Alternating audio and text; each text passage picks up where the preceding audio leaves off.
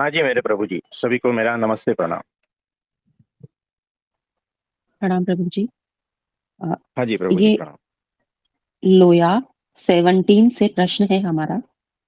श्री जी महाराज हाँ बोलिए। बोलते हैं, देखिए ना, भगवान की माया का बल कैसा है, जिससे अत्यंत ही विपरीत परिस्थिति उत्पन्न हो जाती है। हाँ जी, देखो कैसा है कि वो ये भगवान खुद कर रहे हैं, सवाल नहीं पूछ रहे हैं। यानी किसी को पूछ नहीं रहे हैं, ये स्वयं बता रहे हैं। जब भगवान स्वयं बताते हैं तो उसकी बात अलग होती है। वो देख कर बता रहे हैं कि देखो, ये भगवान की माया जो है, उसका बल, उसका पावर कितना है ना, वो बताना चाहते हैं यहाँ पर। आगे बढ़े। क्योंकि पहले तो कितना अच्छा दिखता हो, किंतु बाद में वह बहुत बुरा हो जाता है। यानी पहले अच्छा दिखता है और बाद में बुरा हो जाता है। इसका मतलब क्या हो रहा है? ये क्यों पूछ रहे हैं? इसलिए पूछ रहे हैं। और ऐसा विचार भगवान के मन में ऐसा क्यों आया है? तो इसे और आगे बढ़े। तब नित्यानंद स्वामी प्रश्न पूछते हैं भगवान से कि हे महाराज, पहले कोई अच्छा प्रतीत होता हो और स्तुति करता हो, किंतु बाद में वही निंदा करने लगता है। देखो, भगवान कह रहे हैं पहले तो अच्छा है।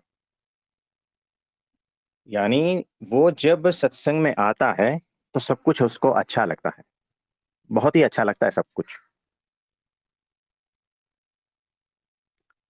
यानी लेयर बाय लेयर उसके ऊपर चढ़े रहते हैं।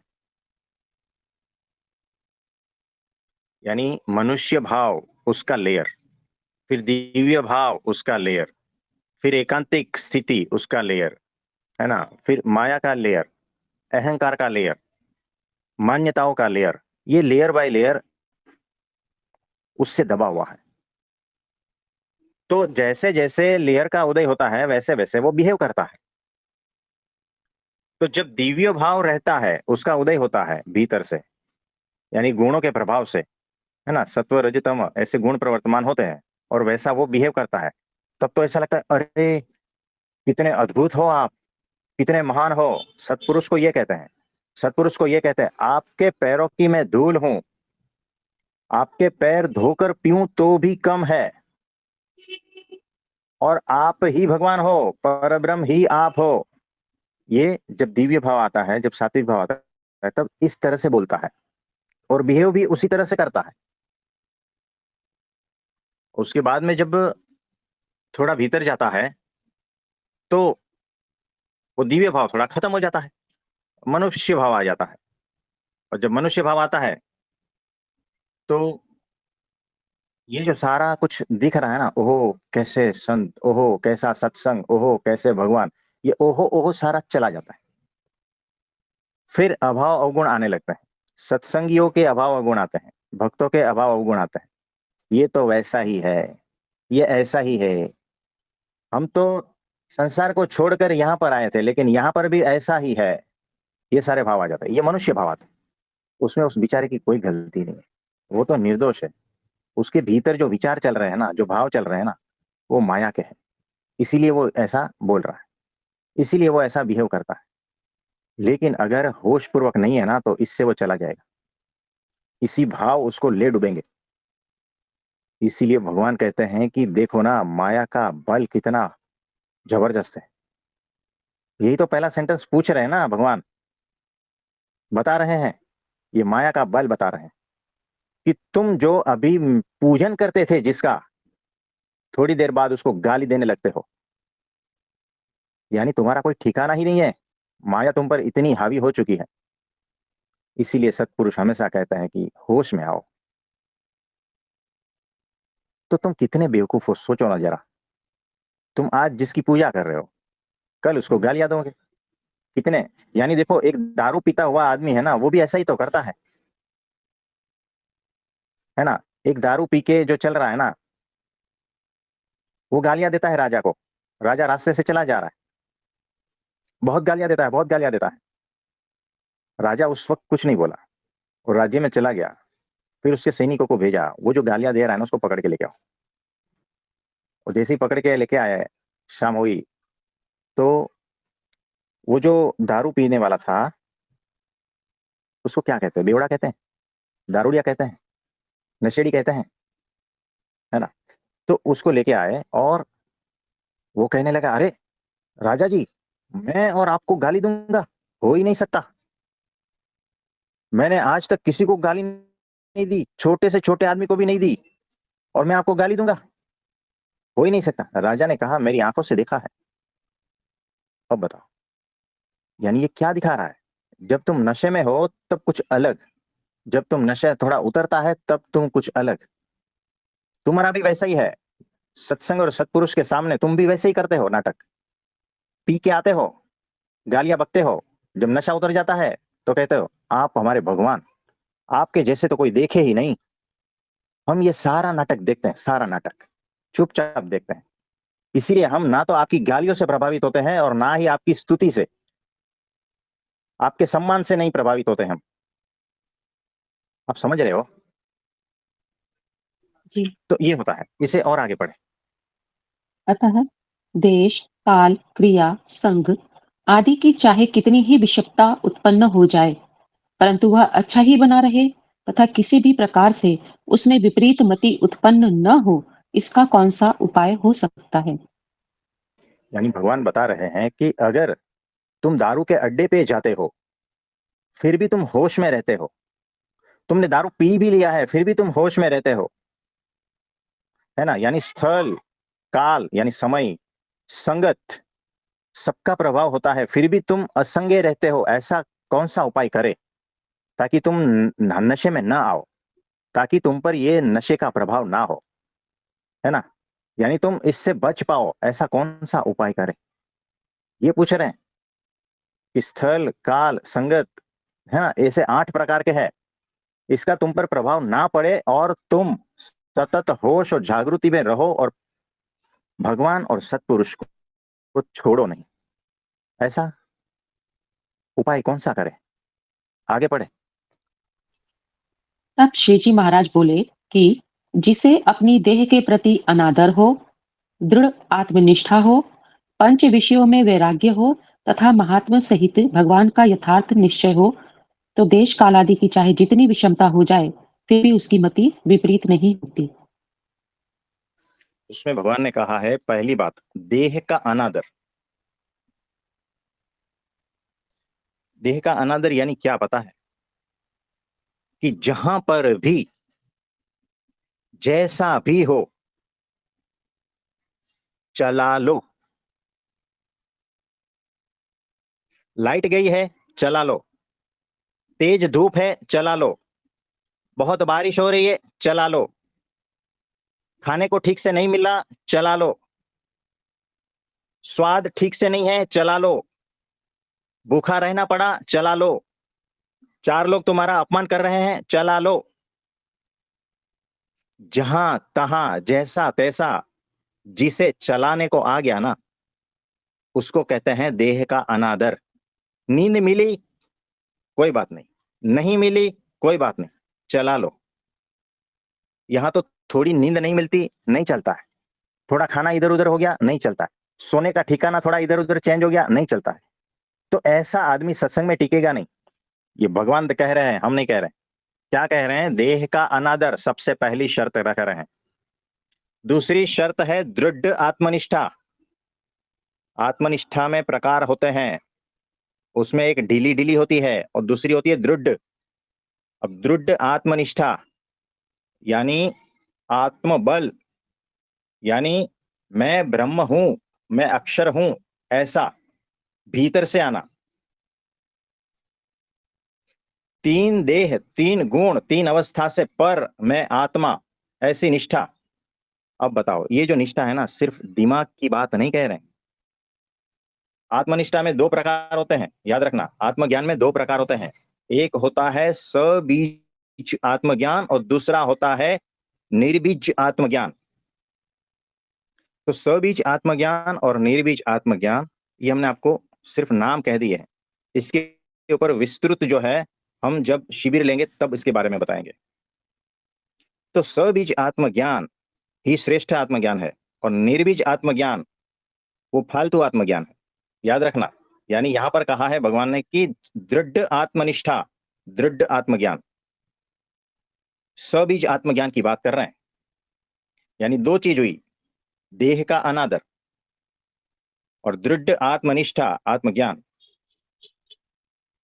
और पंच विषय में वैराग्य।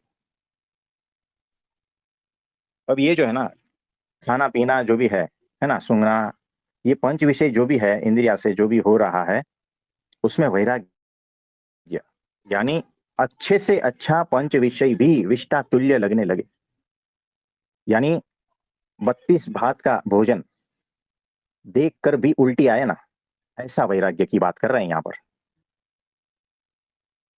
तो तीन बात कही, देह का अनादर, दृढ़ आत्मनिष्ठा और पंच विषय में वैराग्य। और चौथी बात कही, भगवान का महात्म्य सहित यथार्थ निश्चय। ये बात तो जो है ना, ब्राह्मी स्थिति की बात कर रहे हैं भगवान, और दूर दूर तक यहां हम किसी को देख नहीं पा रहे हैं इसी प्रकार के। तो भगवान का महात्म्य सहित यथार्थ निश्चय, सभी अक्षर बहुत ही इंपॉर्टेंट है। यथार्थ यानी जैसा है वैसा। अब जैसा है वैसा मेरे हिसाब से नहीं कह रहे, तुम्हारे हिसाब से भी नहीं, जैसा है वैसा भगवान, उसका महात्म्य सहित, उसकी महिमा के सहित। अब महिमा तो इतनी जबरदस्त है कि तुम्हारी जिंदगी पूरी खत्म हो जाएगी तब भी उसका पार नहीं लगेगा। तो महिमा, भगवान का जो महात्म्य है, वो उसके सहित यथार्थ निश्चय। अब निश्चय जो है उसके लिए भी जिंदगी कम पड़ जाती है ना। तो यहां पर जो है बहुत ही ऊंची बात कर रहे हैं, सिर्फ शब्दों में नहीं समझ में आएगा, ये सारी प्रैक्टिकल बातें कर रहे हैं यहाँ पर। ये जितने भी कह रहे हैं ना, देह का अनादर एसी में बैठ के नहीं होगा, आत्मनिष्ठा पुस्तक पढ़ने से नहीं होगा, पंच विषय में वैराग्य सोच के नहीं होगा, और भगवान का महात्म्य सहित यथार्थ निश्चय, ये भी सोच की बात ही नहीं है। ये सारा का सारा प्रैक्टिकल होता है, और जिस दिन ये सारा प्रैक्टिकल होता है ना, तो आपकी चमड़ी उधड़ जाती है। इस तरह से प्रैक्टिकल में होता है। तो अगर जीवन में तुम्हारे इस प्रकार के नहीं है, तो समझना तुम गए, तुम उड़ गए। और तुम्हारी मति कभी भी भ्रष्ट हो सकती है, कभी भी बदल सकती है, तुम्हारा कोई ठिकाना नहीं रहता है। तुम नशे में धूत हो जाते हो, दारू का असर तुम पर होने लगता है, तुम बेहोशी छा जाती है तुम्हारे पे। इसे और आगे बढ़े। और जो पुरुष देहाभिमानी हो और पंच विषयों के प्रति उसे अतिशय अरुचि न हुई हो, तब यदि संत उन्हीं विषयों का खंडन करे, तो उसके मन में ऐसे बड़े संत के प्रति भी असद्भाव उत्पन्न हो जाता है। हाँ जी, यानी देखो, ये अभी भी जो है ना देहाभिमान में, अभी भी वैराग्यवान नहीं हुआ है, पंच विषय में अभी भी आसक्त है। यानी अभी भी जो है उसके पल्ले संतों की बात नहीं पड़ रही है। और संत अगर उसको टोके कि देखो तुम्हारी ये इंद्रियां इधर उधर भटक रही है, तुम्हारा देहाभिमान ऐसा ऐसा है ना, तुम इधर उधर कुछ चला नहीं लेते हो, तुम्हें खाने में नमक कम है तो तुम विचलित हो जाते हो, अगर इस प्रकार का थोड़ा सा भी टोक देना, तो वो संत के खिलाफ होगा, अपने विषयों के खिलाफ नहीं होगा। वो अपने अहंकार के खिलाफ कभी नहीं होगा, वो संत के खिलाफ हो जाएगा, वो सत्पुरुष के खिलाफ हो जाएगा।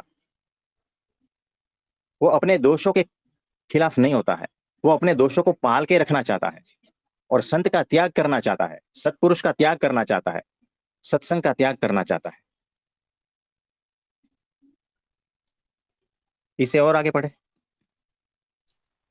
इतना ही नहीं, भगवान के प्रति भी असद्भाव उत्पन्न हो जाता है।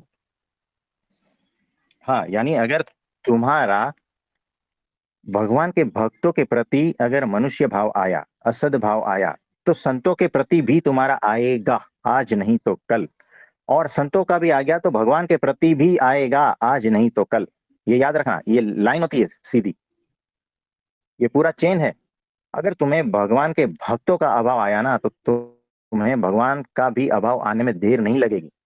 भगवान के संतों, महापुरुषों और सत्पुरुषों का भी अभाव आने में देर नहीं लगती। और यहाँ पर जो है ना सारी जीवंत बातें हो रही है।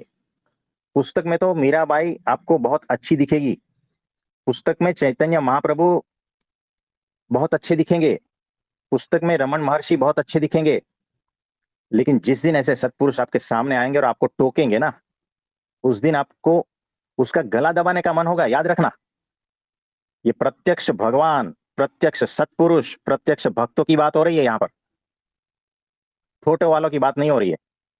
मंदिर में जो मूर्ति है ना, वो कोई चरित्र नहीं करती, सिंपल सी खड़ी रहती है पत्थर की, इसीलिए तुम्हें वहां अच्छा लगता है। अगर वो मूर्ति टोक देना, जिस दिन समझना तुम मंदिर जाना बंद कर दोगे। तुम सत्संग में इसीलिए हो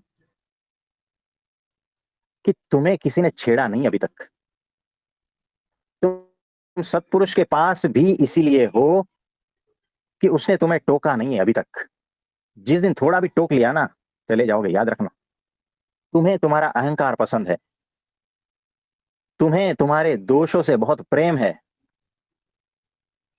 तुम्हें तुम्हारी कामनाओं के, वासनाओं के, तुम्हारी मान्यताओं से बहुत प्रेम है, तुम इसे छोड़ना नहीं चाहते। कुछ समझे? जी और आगे प्रभु जी। बढ़े। यदि भगवान का निश्चय यथार्थ हो, फिर भी अगर उन्हें पंच विषयों का अत्यंत अभाव न हो गया हो और उनकी आसक्ति भी यथावत हो, उस समय यदि मुक्तानंद स्वामी जैसे संत उन विषयों का खंडन करें, तो वह ऐसे बड़े संत का भी शस्त्र द्वारा शिरच्छेद करने जैसा द्रोह करेगा।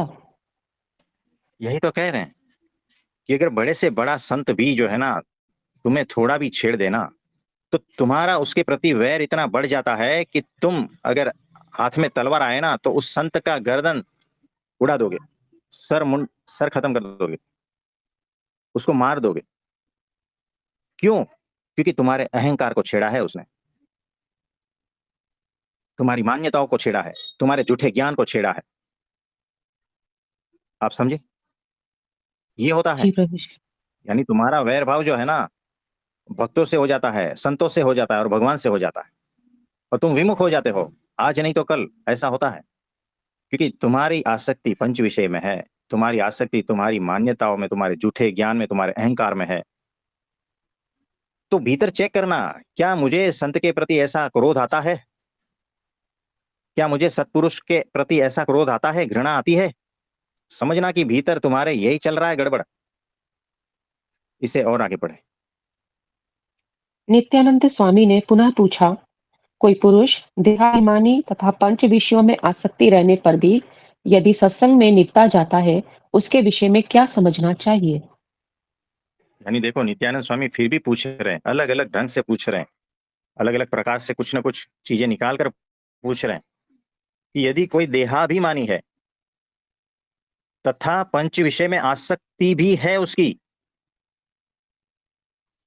फिर भी वो सत्संग में पड़ा है, ऐसा क्यों? क्यों निकला क्यों नहीं अभी तक?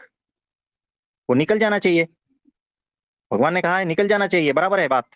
लेकिन अभी भी वो पड़ा क्यों है सत्संग में? अभी भी सत्संग को छोड़ा क्यों नहीं है? आगे बढ़े।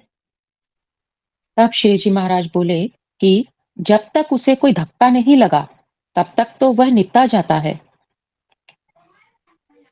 यानी देखो, कि जब तक भगवान कह रहे हैं, जब तक उसको धक्का नहीं लगा है ना, तब तक वो सत्संग में है। याद रखना, यानी अभी तक उसको छेड़ा नहीं है किसी ने, उसको सिर्फ तारीफ मिली है सत्संग से। याद रखना, इसीलिए वो अभी है। उसके भीतर क्या क्या दिया हुआ है भगवान ने? नित्यानंद स्वामी पूछ रहे हैं कि देहाभिमान है, यानी उसको देह का अभिमान है, वैराग्य हुआ नहीं है, पंच विषय में अति आसक्ति है ना, यानी लिप्त है, फिर भी वो सत्संग में पड़ा है। उसका एकमात्र कारण है कि अभी उसको धक्का नहीं लगा है, इसीलिए सत्संग में है, इसीलिए उसको सत्संग अभी अच्छा अच्छा लगता है। और आगे बढ़े। किंतु कोई बड़े संत अथवा भगवान जब उसके मान का खंडन करेंगे तथा स्वाद, देहाभिमान, लोभ, काम तथा क्रोध रूपी दोष का खंडन करेंगे, तब उसे संत के प्रति अवश्य असद्भाव हो जाएगा और बाद में वह निश्चय ही संत का द्रोह करने लगेगा और सत्संग से विमुख हो जाएगा। बहुत अद्भुत बात कही है। अभी तक उसको छेड़ा नहीं है, अभी तक उसके भीतर जो दोष पड़े हैं ना, उसकी तरफ उंगली गई ही नहीं है, संतों की, भक्तों की और भगवान की। और जिस दिन उसके दोष के प्रति उंगली जाएगी ना, क्या कहा है भगवान ने कि वो अभाव से भर जाएगा संतों के प्रति, भगवान के प्रति, और सत्संग का द्रोह करने लगेगा, संतों का द्रोह करने लगेगा, सत्पुरुष का द्रोह करेगा, भगवान का द्रोह करेगा और सत्संग से चला जाएगा। आज नहीं तो कल। जब तक उसको छेड़ा नहीं है ना, तब तक ही है, याद रखना। अगर 4 महीना नहीं छेड़ते तो 4 महीना रहता है, 10 महीना नहीं छेड़ते तो 10 महीना रहता है, लेकिन जिस दिन छेड़ा उस दिन वो यहाँ टिकेगा नहीं, याद रखना। और जितने भी टिके हैं उसको टिकाया गया है, इसीलिए टिके हैं, याद रखना। ये सामान्य बात नहीं है। तो जाना यहां से सबको एक दिन है ही। जो कच्चे हैं वो तो चले ही जाएंगे जल्दी, जो थोड़े बहुत मीडियम साइज के हैं, है ना, मीडियम क्वालिटी के, वो कुछ देर बाद जाएंगे, और जो एकदम पक्के हैं सिर्फ वही रहेंगे। इससे और आगे बढ़े। जैसे सर्प द्वारा डाली गई लार से मिश्रित दूध शक्कर को जिसने पी लिया, वह जीवित रहते हुए भी घड़ी दो घड़ी शाम सवेरे 1-2 दिन के भीतर ही मृत्यु के मुख में चला जाएगा। से ही जो देहाभिमानी है, वह महीने 2 महीने, वर्ष 2 वर्ष, 10 वर्ष अथवा प्राणांत के समय वह देह त्याग करके भी निश्चित रूप से संत के प्रति असद्भाव रहने के कारण सत्संग से गिर जाएगा। बराबर है। भगवान ने कहा है, अगर तुम्हारी आसक्ति विषयों में है, तुम वैराग्यवान नहीं हो, तुम समझदार नहीं हो, तुम होश पूर्वक नहीं हो, और तुम सत्पुरुष और भगवान से जुड़े नहीं हो ना, तो विष में जैसे वो दूध पाक रहता है, उसमें विष मिलता है, तो किसी की इम्यूनिटी थोड़ी ज्यादा रहती है तो कुछ ज्यादा घंटे जी जाता है। उसका ये थोड़ी मतलब है कि वो नहीं मरेगा, वो निश्चित मरेगा, है ना। तो वो क्वालिटी बताई है भक्तों की, मुमुक्षुओं की क्वालिटी बताई है, कि जो सत्संग से जुड़ते हैं ना, वैसे लोगों की क्वालिटी बताई है कि तुम्हारी अगर ये क्वालिटी है और तुम अभी तक सत्संग से विमुख नहीं हुए हो, कोई बात नहीं, जहर तुम्हारे भीतर लग गया है। तुम, क्या कहा है, 2 महीने, 6 महीने, साल भर, 10 साल भर के बाद भी चले जाते हो। यहां तक कहा है कि मृत्यु समय तक भी चले जाते हो, मृत्यु के बाद भी चले जाते हो। ये क्या दिखा रहा है? ये तुम्हारी शापित बुद्धि, ये माया का जोर दिखा रहा है। भगवान ने पहला सेंटेंस क्या कहा था कि माया का जोर देखो ना, अच्छे अच्छे को उखाड़ के फेंक देती है माया। भगवान के रास्ते चलते चलते अच्छे अच्छों को उखाड़ के फेंक देती है माया। तुम्हारी बुद्धि इतनी भ्रष्ट और इतनी चालाक बन जाती है, इतनी विपरीत हो जाती है ना, कि तुम्हारा तर्क और ये और वो सब कुछ हावी हो जाता है, और तुम्हें उखाड़ के तुम्हारे भीतर का ही जो है ना दुश्मन बन जाता है। कुछ समझ में आ रहा है? इससे जी और आगे प्रभु जी। पढ़े। जिसको देहाभिमान न हो और ऐसा समझता हो कि जो अंतःकरण तथा इंद्रियों का प्रकाशक है तथा जिससे देह चलती फिरती है, ऐसी सत्ता रूप आत्मा मैं हूँ। यानी कि जिसको देहाभिमान नहीं है और वो देह से पार ऐसा समझता है, और मैं आत्मा हूं ऐसा समझता है, उसके लिए बात कर रहे हैं। आगे पढ़े। ऐसा मैं धन, स्त्री आदि पदार्थों द्वारा सुखी होने वाला नहीं हूँ और न मैं इन पदार्थों के न मिलने से दुखी हो सकता हूँ। यानी यहाँ का कोई भी वस्तु उसे सुखी दुखी नहीं कर सकती, ऐसा वैराग्यवान है, ऐसा आत्मसत्ता रूप में रहता है, आत्मज्ञानी है, आत्मस्थिति में है। ऐसे जो भक्त, ऐसे मुमुक्षु जो सत्संग से जुड़े हैं, उसकी बात यहाँ पर कर रहे हैं भगवान। आगे पढ़े। इस प्रकार की दृढ़ समझ जिसे हो, उसके समक्ष संत द्वारा चाहे किसी भी प्रकार से पंच विषयों तथा देहाभिमान का खंडन किया जाए, तो भी उसे किसी भी तरह से उन संत के प्रति असद्भाव नहीं होता और तुच्छ पदार्थों के लिए संत के साथ क्लेश नहीं होता और उसके हृदय में अनबन की कोई गांठ नहीं पड़ती। हाँ, यानी ये आत्म स्थिति वाला आत्मज्ञानी जब सत्संग में आता है, तब संत चाहे उसकी कैसी भी परीक्षा करे, उसे कोई असर नहीं होती, बिल्कुल भी परमाणु नहीं हिलते। ये आत्मज्ञानी की बात कर रहे हैं, ब्राह्मी स्थिति की बात अलग है। आत्मज्ञानी ही सत्संग के लायक है, याद रखना। आत्मस्थिति में जो ठहरा है वो अगर सत्संग में आता है तो ही टिक पाता है, नहीं तो उसका काम सत्संग में है ही नहीं, वो आज नहीं तो कल जाने वाला है, याद रखना। यानी ये सत्संग जो है प्रगट का सत्संग है, प्रगट भगवान का, प्रगट संत का, प्रगट अक्षर ब्रह्म सत्पुरुष का सत्संग है ये। इसमें जो कच्चे लोग हैं, जो बेवकूफ लोग हैं, जो अपने को सत्संगी समझते हैं, जो अपने को बहुत ज्ञानी भैया वो सब समझते हैं, उसका कोई काम ही नहीं यहाँ पर। प्रगट सत्पुरुष के सामने टिकने का किसी की औकात नहीं है, एकमात्र आत्मज्ञानी ही टिक सकता है, याद रखना। अब मुझे बताओ, ये प्रगट के सत्संग में कितने आत्मज्ञानी हैं? बहुत ही कम होते हैं, लाखों में कोई होता है। अब जब लाख लोग सत्संग करते हैं तब एक टिकता है, याद रखना। आप समझे? जी प्रभु जी। प्रभु जी, यहाँ पे हाँ।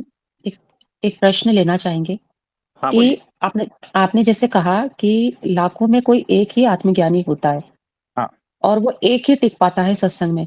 तो हाँ। सत्संग में टिकने की गरज भी है और अभी आत्मज्ञानी भी नहीं हुए हैं हम।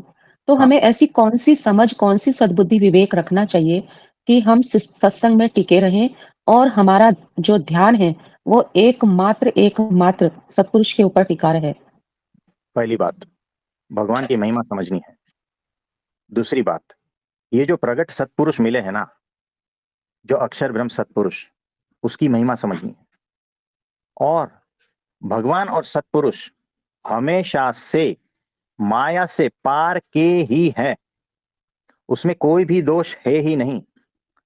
तो जैसे जैसे तुम सत्पुरुष को और भगवान को निर्दोष समझते हो, मायातीत समझते हो, वैसे वैसे तुम टीकते हो। अगर थोड़ा भी उसमें माया का भाव परख लिया, यानी देख लिया, मनुष्य भाव में तुम अगर फंस गए तो सत्संग से निकल गए। तो पहली बात, इतना दृढ़ निर्णय करके रखना है कि ये जो आए हैं वो माया से पार के हैं, पहली बात, उसमें माया का कोई दोष नहीं है। दूसरी बात, और वो जो भी कुछ कर रहे हैं वो अनंत जीवों को माया से पार ले जाने के लिए ही कर रहे हैं, चाहे वो कैसी भी लीला हो, कैसा भी चरित्र हो, मनुष्य वाला हो, मनुष्य से नीच वाला हो, या दिव्य हो, या कैसा भी हो। वो किसी भी प्रकार का अगर चरित्र करता है तो उसमें मुझे एक ही बात याद रखनी है कि ये किसी भी प्रकार से माया से पार के हैं और माया वाले जीवों को अपने हिसाब से माया से पार कर रहे हैं। अगर इतना स्पष्टता नहीं है और बेहोश हो जाते हो तो सत्संग से चले जाते हो, क्योंकि अभी तक आप आत्मज्ञानी में नहीं हो। तो इतनी दृढ़ समझ रखनी है कि सत्पुरुष को पहचानो, सत्पुरुष के कार्य को पहचानो, उसके स्वरूप को पहचानो। जब तक नहीं पहचानोगे ना, तब तक आपके ऊपर तलवार लटकी हुई है, याद रखना, कभी भी घूम सकती है और यहां से किसी भी क्षण चले जा सकते हो। आप समझे? जी प्रभु जी। देखो कैसा है कि दूसरी बात यह है कि तुम्हारी दृष्टि सिर्फ और सिर्फ सत्पुरुष के ऊपर ही होनी चाहिए। अगर तुम्हारी दृष्टि सत्पुरुष से जुड़े हुए लोगों के ऊपर रही तो याद रखना तुम्हारा सत्संग से जाना निश्चित है, क्योंकि सत्पुरुष से जितने भी लोग जुड़े हैं वो माया वाले जीव है, उसमें तुम्हें शंका होगी ही। और इसीलिए उसमें जब शंका होती है तब सत्पुरुष में भी शंका होगी, ये नॉर्मल बात है।